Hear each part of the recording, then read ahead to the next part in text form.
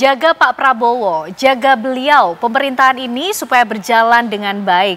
Satu dan yang lain harus saling dukung. Itulah pemirsa kira-kira, dan ternyata itulah juga yang menjadi pesan rahasia yang disampaikan oleh Ketum PDIP atau Presiden kelima RI Megawati Soekarno Putri kepada Presiden Prabowo Subianto lewat Mensesnek Prasetyo Hadi dalam pertemuan pada 5 Juni lalu, pemirsa, yang dihadiri juga oleh Ketua Harian Partai Gerindra Sufmi Dasko Ahmad. Lalu kira-kira apa makna pesan rahasia yang disampaikan oleh Megawati Soekarno Putri tersebut? Apakah kemudian selama ini ada pihak-pihak yang kerap atau coba mengganggu jalannya pemerintahan yang dipimpin oleh Presiden Prabowo Subianto? Malam hari ini kita akan membahasnya bersama dengan sejumlah narasumber yang sudah bergabung di Apa Kabar Indonesia malam hari ini. Ada juru bicara dari PDIP, Mas Guntur Romli. Selamat malam, Mas Guntur Romli. Apa kabar? Selamat malam, sehat? Kabar baik, sehat. Terima kasih ya Mas sudah hadir lagi di Apa Kabar Indonesia malam, dan juga bergabung bersama kita tentunya sahabatnya dong dari juru bicara Gerindra, ada Mas Asrio Feligen. Mas Asrio, apa kabar? Selamat malam. Baik, selamat malam Mbak. Sehat ya? Sehat, alhamdulillah. Ya, baik, terima kasih. Dan juga nanti kita masih menunggu bergabungnya Prof. Burhanuddin Muhtadi bersama kami di Apa Kabar Indonesia malam. Tapi Mas Guntur, ini pesan rahasia ternyata yang disampaikan oleh Bu Mega akhirnya terkuak, Mas. Waktu itu kan kita masih menebak-nebak Tapi kemudian yang menjadi pertanyaan selanjutnya, kenapa kemudian sampai sebegitunya pesan ini disampaikan harus menjaga Pak Prabowo? Memang ada apa, Mas Guntur? Jadi sekarang pesannya sudah bukan rahasia lagi kan? Sudah bukan rahasia lagi. Sudah disampaikan. Jadi memang itu pesan yang menyejukkan ya. Saya kira Ibu Megawati memang ingin Pak Prabowo sebagai pribadi itu sehat-sehat. Kemudian juga pemerintahannya juga berhasil. Meskipun yang kita tahu sampai sekarang kan PDI Perjuangan tetap memilih di luar pemerintahan. Ya. Sampai saat ini masih seperti itu ya, Mas? Sampai saat ini masih seperti itu. Tapi itu kan tidak menutup kemungkinan bahwa PDI Perjuangan juga memiliki kebersamaan ya dalam pemerintahan, dalam kebangsaan ini. Dan dalam sejarahnya pun PDI Perjuangan, sebelumnya juga adalah PDI, kan tidak pernah ingin melakukan pengkhianatan terhadap pemerintah yang sah. Terhadap presiden yang dipilih oleh rakyat yang sudah sah, maka PDI Perjuangan meskipun dalam posisi itu di luar pemerintahan, kan tidak pernah ceritanya itu ingin mengganggu pemerintahan yang sah. Termasuk zaman Orde Baru misalnya, bahwa bagaimana Ibu Megawati malah yang diganggu oleh pemerintahan saat itu. Tapi Ibu Megawati nggak pernah ingin mengganggu yang namanya pemerintahan Orde Baru waktu itu. Sampai partainya juga diambil, kemudian dijegal sebagai ketua umum, kemudian menjadi PDI Perjuangan. Dan dalam sejarah reformasi pun juga sama, bahwa PDI Perjuangan pernah di luar pemerintahan, kemudian juga pernah juga memegang pemerintahan, tapi istilah kesetiaan terhadap pemerintah yang sah, terhadap kontribusi terhadap negara ini, kepentingan rakyat, itu menjadi hal yang pertama yang diprioritaskan oleh Ibu Megawati Soekarno Putri. Karena itu pesan yang disampaikan kepada Mas Mensesnek dan juga kepada Bang Dasko, jaga Pak Prabowo, jaga pemerintahan agar berjalan dengan baik. Karena kalau pemerintahan ini goyah atau sampai kacau, maka korban pertama bukan Pak Prabowo, tapi rakyat kita sendiri. Itu yang jadi ini adalah wujud kecintaan Bu Mega terhadap Indonesia. Terhadap Indonesia dan juga secara personal kan kepada Pak Prabowo yang memang Ibu Megawati tidak pernah punya persoalan secara pribadi dengan Presiden Prabowo Subianto. Tapi Mas Guntur, tonnya juga ada seperti peringatan, wanti-wanti lah kalau orang Jawa bilang. Jaga Pak Prabowo, jaga beliau. Ini kan berarti apakah ada potensi ancaman di sekitar Pak Prabowo sehingga harus dijaga sebegitunya? Ya, kalau secara itu saya kira tidak sampai ke situ ya. Itu kan pesan juga sama, kalau kita mau jalan, hati-hati di jalan. Wah, itu kan intinya kita ngeliat bahwa tantangan, ancaman kan itu selalu ada. Ancaman baik dari luar ataupun juga dari dalam negeri, ancaman ekonomi global yang kemudian sekarang pandemi COVID-19 ini masih mulai muncul kembali. Ini kan ancaman-ancaman yang terus muncul juga dari dalam, termasuk juga ya tentu saja masalah persoalan politik di dalam negeri, ya ada tensi politik yang panas. Nah, pertemuan Ibu Megawati dengan Presiden Prabowo itu adalah untuk menyejukkan suasana politik. Baik Mas Guntur. Kalau Mas Asrio dari Gerindra ini melihatnya apa? Pesannya sifatnya lebih personalkah dari Bu Mega kepada Pak Prabowo, suruh menjaga kesehatan juga, atau kemudian melihat pemerintahan secara lebih umum, secara keseluruhan? Adakah betul ada potensi ancaman itu yang mulai dihadapi oleh pemerintahan Pak Prabowo? Jadi begini Mbak, saya rasa bahwa kita perlu melihat pertemuan ini jangan saja kita melihat ini hanya dari kacamata politik saja. Karena perlu kita ingat bersama Bu Mega, beliau ini adalah seorang negarawan. Ya. Beliau juga merupakan Presiden kelima Republik Indonesia, di mana beliau pernah memimpin negeri ini di tengah banyak sekali tantangan-tantangan, baik itu di tingkat domestik maupun di tingkat global. Sehingga pertemuan kemarin ini tolong jangan dilihat hanya dari segi kacamata politik, tetapi memang bagian daripada politik dan silaturahmi komunikasi yang baik untuk menerima masukan-masukan terkait hal-hal yang berhubungan dengan berbangsa dan bernegara. Tentu saja kita tahu sendiri bahwa di domestik saat ini banyak sekali program-program strategis yang sedang dilakukan oleh pemerintah, seperti contoh program makan bergizi gratis maupun program Koperasi Desa Merah Putih yang juga akan segera dicanangkan. Dan ini merupakan semua bagian dari program-program yang harus disukseskan, seperti yang tadi kata Bang Guntur bilang, karena yang akan menerima manfaat terbesarnya adalah masyarakat Indonesia, terutama dalam rangka kita mencapai target pertumbuhan ekonomi dan juga yang jangan lupa adalah kita juga harus mencapai target daripada pemerataan ekonomi. Belum lagi kalau kita berbicara Mbak, dalam lanskap global, hari ini banyak sekali ketidakpastian. Mulai dari ancaman perang dagang, mulai dari potensi-potensi konflik, maupun proyeksi pertumbuhan ekonomi global yang diproyeksikan akan sedikit melemah. Inilah langkah-langkah yang masukan-masukan yang ingin diberikan supaya bagaimana caranya kita bekerja bersama bahu-membahu untuk membangun Indonesia ini bersama. Nah ini menjadi menarik karena pesannya langsung disampaikan dari negarawan kepada negarawan. Kalau kita lihat konteksnya dan substansinya, mungkin Prof. Burhan juga bisa ikut membantu menjawab. Selamat malam, Prof. Burhanuddin Muhtadi malam hari ini sudah bergabung bersama kita. Selamat malam, Prof. Malam. Oke, Prof. Ini kita tadi sudah mulai berbincang mengenai pesan rahasia yang sudah tidak rahasia lagi karena sudah terkuak dari Bu Mega kepada Pak Prabowo ini. Katanya suruh jaga Pak Prabowo, jaga beliau, pemerintahan ini supaya berjalan dengan baik, harus saling mendukung. Maknanya apa, Prof. Burhan? Kalau saya melihat begini ya, pesan itu pesan yang menurut saya normatif ya dari seorang negarawan seperti Ibu Mega, Presiden kelima Republik Indonesia kepada penerusnya seperti Pak Prabowo, Presiden ke-8. Jadi tidak ada ancaman kudeta atau menggulingkan Pak Prabowo yang dideteksi oleh Ibu Mega, karena menurut saya Pak Prabowo sekarang Presiden cukup kuat ya, approval rating 100 hari pertama pemerintahan beliau termasuk tertinggi dalam sejarah Republik pasca reformasi.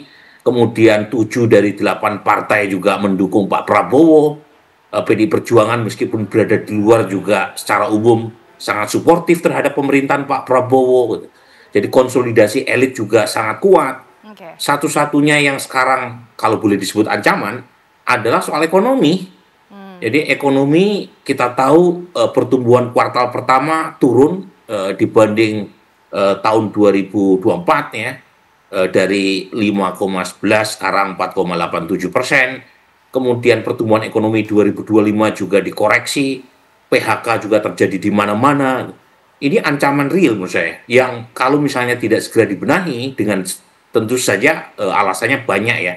Tadi misalnya disebut soal geopolitik yang tidak menentu, ancaman perang dagang yang punya implikasi. Ini jauh lebih real.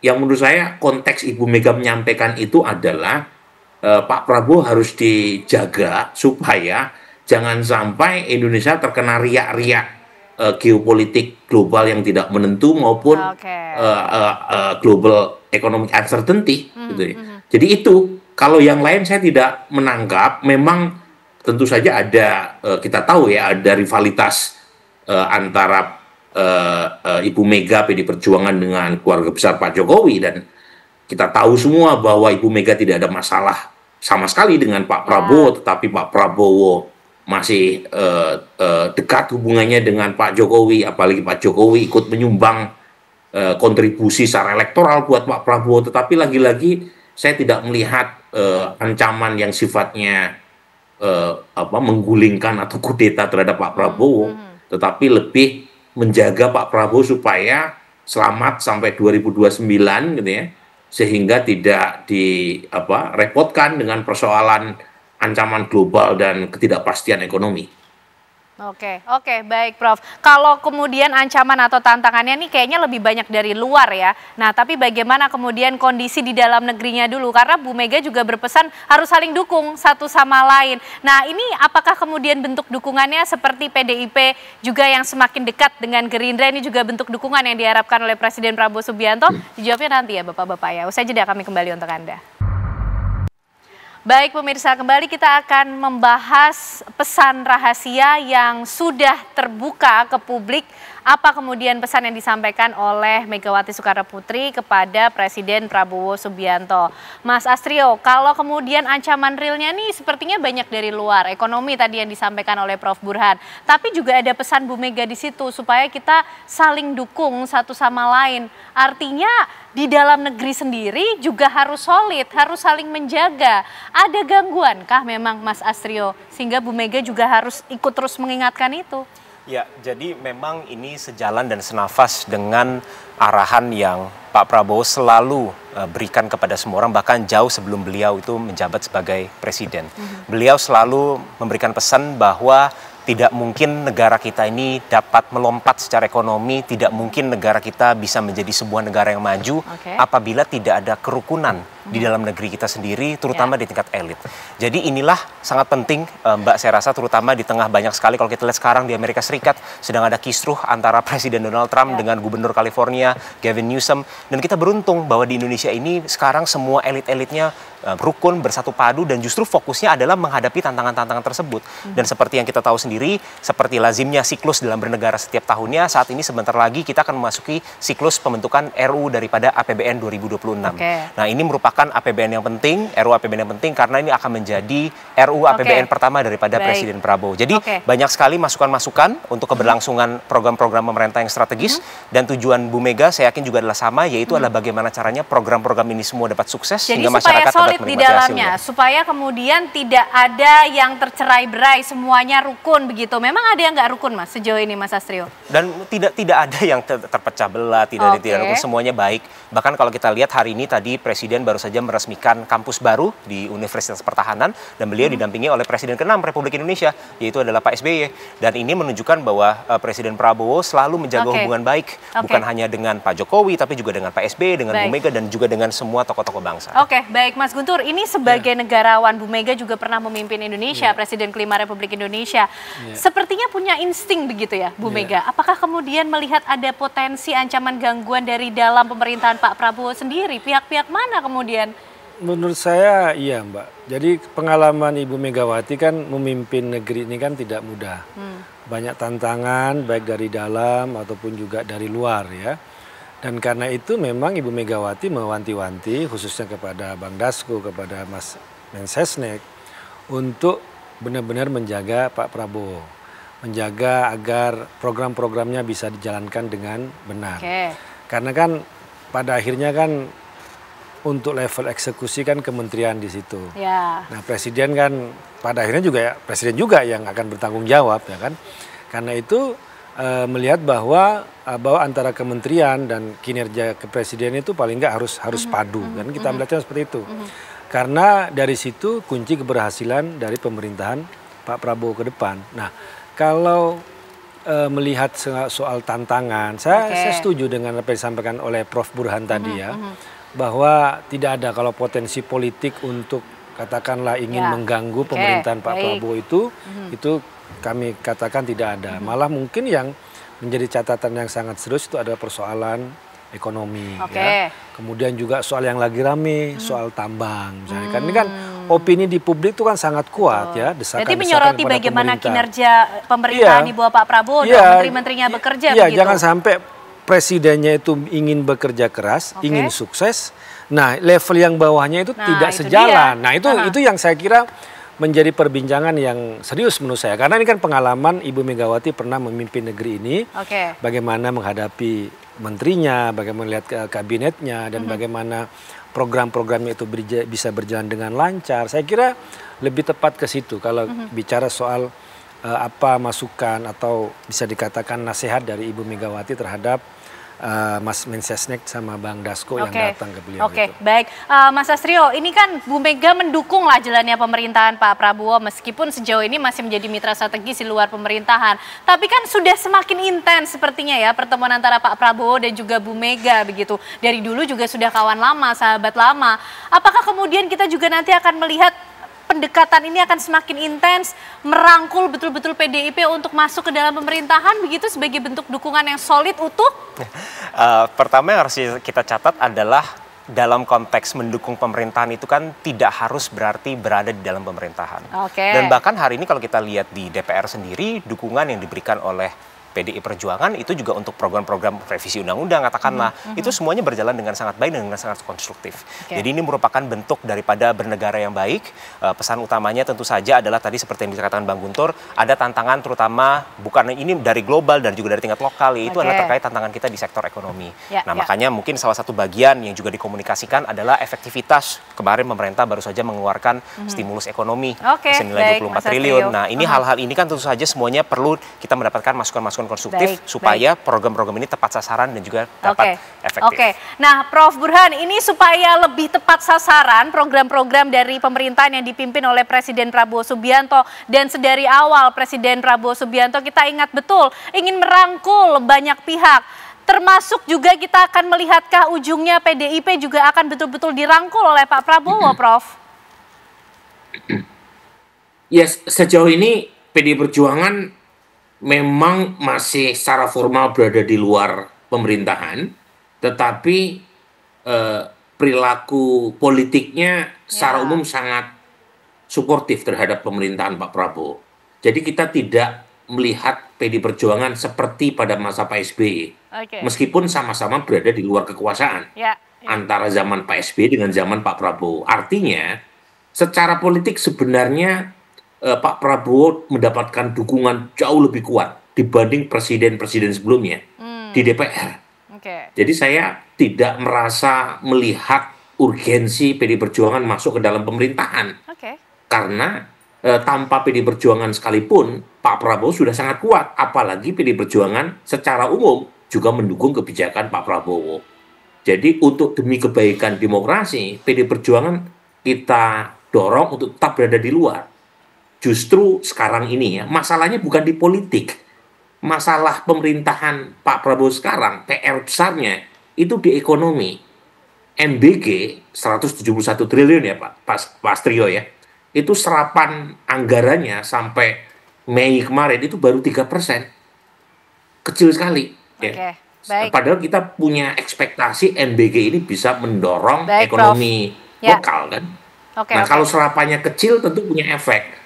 Belum lagi misalnya kita belum punya drivers pertumbuhan ekonomi terutama pasca panen raya dan lebaran. Kemarin, sedikit saja, kemarin mudik itu turun cukup jauh. 2024 yang mudik 32%, tahun 2025 cuma 18%. Artinya ada masalah daya beli. Nah, di situ perlu soliditas kabinet untuk bersama-sama mengatasi masalah ekonomi supaya Pak Prabowo itu bisa sukses. Karena kalau masalah ekonomi tidak berhasil, itu punya implikasi ke politik. Gitu kira-kira. Oke, baik. Mas Guntur, ini cukup unik ya nampaknya hubungan Pak Prabowo dengan Bu Mega. Di luar pemerintahan tapi suportif betul, begitu kata Prof. Burhan. Begitu. Gimana nih Mas Guntur? Kalau program-program benar berpihak kepada rakyat ya pasti kami akan mendukung kan. Namun kami kan tidak menutup juga bahwa tetap ada kritik. Misalnya kepada kinerja kabinetnya Presiden Prabowo, kepada menterinya misalnya kan dilihat misalnya di komisi-komisi di DPR, kritik-kritik juga yang disampaikan oleh anggota DPR RI dari PDI Perjuangan, dari komisi-komisi ke beberapa menteri yang memang di situ kita lihat ada persoalan ya kan, minta kejelasan, kan itu juga tetap disampaikan. Tapi sekali lagi ini kan bagian bentuk cintanya Ibu Mega kepada Pak Prabowo kan. Itu juga NKRI ya. Terhadap Indonesia. Karena seperti tadi yang saya sampaikan, jangan sampai presidennya itu ingin maju, tapi yang di bawahnya justru malah nggak bergerak, atau malah mundur. Nah ini di situ yang perlu dilihat gitu loh. Jadi disampaikan juga oleh Prof. Burhan tadi, memang posisi untuk PDI Perjuangan sampai saat ini benar masih berada di luar pemerintahan. Dan kami kan ingin memberikan masukan-masukan yang konstruktif ya, bukan asal beda membabi buta. Kami tidak mau melakukan hal itu. Kalau memang harus ada kritik, ya harus kritik. Misalnya revisi Undang-Undang TNI, mana yang bisa kami berikan masukan, bisa kami kritik, ya kami sampaikan gitu kan. Tidak semuanya harus diterima. Gitu. Mas Astrio, ini PDIP sebagai mitra strategis di luar pemerintahan menyampaikan kritik kepada pemerintahan itu sifatnya membangun lah ya. Karena melihat Presiden Prabowo sepertinya punya semangat betul ingin maju. Tapi jangan sampai level di bawahnya ini nggak kompak, nggak solid, langkahnya beda sama Pak Prabowo. Ini dijawabnya nanti ya Mas Astrio ya. Sesaat lagi pemirsa, kami kembali untuk Anda. Baik pemirsa, kembali kita akan lanjutkan perbincangan kita. Menarik selalu membahas mengenai pesan dan juga jawaban yang saling dikirimkan antara Megawati Soekarno Putri dengan Presiden Prabowo Subianto. Mas Astrio, ini kalau presidennya mau maju, melangkah dengan cepat, jangan sampai yang membantu, yang di bawahnya ini justru tempo langkahnya beda. Justru ini yang mungkin bisa mengganggu begitu Mas Astrio. Ya, dan makanya seperti yang kita bisa lihat ya, bahkan hari ini di DPR RI hampir semua rapat-rapat kerja maupun RDP ini hampir semuanya berjalan secara terbuka dan dapat dilihat oleh publik. Dan bahkan kita bisa lihat sendiri, bahkan kader-kader dari Gerindra pun sangat sering melakukan memberikan feedback konstruksi yang konstruktif kepada mitra-mitra di pemerintah. Kenapa? Karena tujuannya kita semua ingin bersama-sama melihat program-program yang dinisiasi oleh pemerintah ini berjalan dengan sukses. Dan untuk mendukung kesuksesan tersebut, memang terkadang kita harus memberikan masukan yang konstruktif. Bahkan tidak jarang kita juga harus memberikan kritik. Tapi tujuan akhirnya balik lagi adalah untuk memastikan program-program ini berjalan sukses, dan yang paling penting tadi Mbak betul bahwa implementasi di tingkat eksekusinya harus berjalan dengan baik. Ini yang pesan ini yang bahkan sudah disampaikan oleh Presiden Prabowo sendiri, bahwa kuncinya sekarang ini adalah eksekusi. Eksekusi ini baik kita berbicara di tingkat menteri maupun kita berbicara di pemerintah di daerah untuk bahu-membahu bersama-sama menyukseskan program ini supaya tidak hanya terlihat bagus di atas kertas saja, tapi betul-betul dampaknya bisa dirasakan oleh masyarakat. Artinya Pak Prabowo juga langsung melakukan tindakan ketika ada menteri-menterinya yang membantunya ini kemudian langkahnya berbeda atau temponya tidak sama dengan Pak Prabowo dalam menjalankan berbagai program sehingga eksekusinya menjadi tidak optimal begitu. Jangan sampai Bu Mega yang turun tangan untuk ikut memperingatkan, Mas Astrio. Bukan temponya yang berbeda atau tidak sejalan, tapi memang namanya dalam menjalankan roda eksekutif pasti kan tidak semuanya berjalan 100% sesuai keinginan. Makanya kalau kita perhatiin Mbak, Presiden itu sering sekali memanggil menteri-menteri beliau untuk melakukan rapat-rapat terbatas. Kadang-kadang dilakukan di istana, kadang-kadang bahkan di weekend sekalipun beliau memanggil menteri-menteri untuk ratas di kediaman beliau di Hambalang. Ini tujuannya apa? Untuk selalu melakukan evaluasi secara berkala agar tadi implementasi dan juga eksekusinya benar-benar bisa dirasakan dimanfaatkan oleh masyarakat. Dan jangan lupa kemarin misalnya contoh dalam kasus di mana ada terdapat kritik dari publik tentang aktivitas pertambangan di Raja Ampat. Bahkan kader-kader Gerindra itu berada di garda terdepan untuk mengatakan bahwa kita harus menjaga kelestarian daripada lingkungan kita, walaupun di saat yang bersamaan pembangunan ekonomi juga harus tetap berjalan. Presiden Prabowo langsung ambil tindakan juga ya, ambil langkah mengenai hal itu. Baik, Prof. Burhan, ini kemudian gangguan-gangguan dari dalam juga sepertinya harus diatasi terlebih dahulu sehingga menteri-menteri yang membantu Pak Presiden Prabowo Subianto ini juga memiliki semangat dan juga langkah yang sama untuk betul-betul tetap maju. Jangan sampai ini kemudian jadi pihak-pihak yang mengganggu sehingga Bu Mega juga ikut prihatin dan ikut memberikan peringatan begitu, Prof. Ya memang perlu soliditas kabinet ya, terutama menghadapi geopolitik yang tidak menentu, ketidakpastian ekonomi global. Itu arah kabinet harus betul-betul selaras. Tidak boleh presidennya A, kemudian kabinetnya ada yang B, C, D, dan seterusnya. Jadi koordinasi dan sinergi menjadi sebuah keniscayaan. Terutama lagi-lagi poin saya adalah ekonomi. Karena studi saya dari tahun 99 sampai terakhir, itu determinan utama popularitas pemerintahan yang berkuasa itu ditentukan kepuasan terhadap ekonomi. Jadi menteri-menteri terutama bidang ekonomi itu kerjanya harus 3 kali lipat ketimbang yang non ekonomi. Karena memang puas tidaknya penentu utamanya adalah apakah kinerja pemerintah secara ekonomi retrospektif maupun egosentrik baik atau tidak di mata publik. Nah untuk itu pemerintah juga menurut saya harus open juga, open minded. Misal gitu ya, ketika ada isu efisiensi dianggap mengurangi government spending atau government consumption, mungkin perlu dipertimbangkan untuk relaksasi efisiensi supaya ekonomi bergerak.